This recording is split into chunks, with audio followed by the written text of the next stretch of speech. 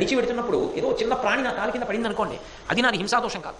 ప్రయత్నపూర్వక హింస, నిష్కారణ హింస చేశాను అనుకోండి, దానికి ఏం కారణం లేదు. ఇదిగో ఈ కారణానికి నేను ఇది చేశాను అని చెప్పడానికి ఏం లేదు అక్కడ, ఏమీ లేదు. ఉత్తినే ఆ ప్రాణిని చంపారనుకోండి, ఏ కారణము లేకుండా, బాగా జ్ఞాపకం ఉంచుకోవాలి మీరు. ఆఖరికి ఎంతవరకు వెళ్ళిపోతుందంటే తన ఆహారము కొరకు అన్నది కూడా హింస కింద చెప్పడం అంత తేలిక విషయం కాదు.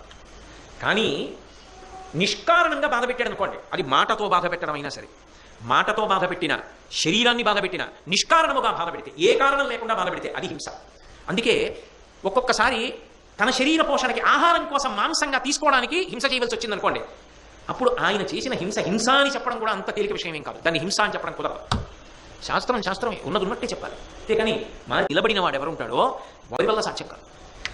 కాబట్టి హింస అని చెప్పడం కూడా అంత తేలిక విషయం ఏం కాదు. దాన్ని హింస అని చెప్పడం కుదరదు. శాస్త్రమే ఉన్నది ఉన్నట్టే చెప్పాలి. అంతేకాని మార్చి చెప్పడం ఎవరి వల్ల సాధ్యం కాదు. కాబట్టి కానీ అహింస నాకు అక్కర్లేనిది, అవసరం కానిది నేను చెయ్యను అని నిలబడిన వాడు ఎవరు ఉంటాడో వాడు ఈ మిగిలిన వాటి విషయంలో, పరోపకార సత్య దానముల విషయంలో ఎక్కడైనా చిన్న చిన్న పొరపాట్లు జరిగినా ఈ వ్రతము వలన భూతములు ఎక్కువ సంతోషానికి కారణమయ్యాడు కాబట్టి వాడికి స్వర్గలోక ప్రాప్తి ఇస్తున్నారు. అందుకని హింస గొప్పది. నహుష ఇది ఒక్కటి లేకుండా మిగిలినవి ఉండి ఇది మాత్రం ప్రబలమైపోతే, నిష్కారణ హింస ఎక్కువైపోతే అప్పుడు వాడు జంతుయోనిలోకే వెళ్ళిపోవలసి ఉంటుంది. కాబట్టి అందుకని అహింస గొప్పది అని చెప్పారు అన్నాడు. ఈ మాటలు విని నహుషుడు పరమానందం చెందాడు.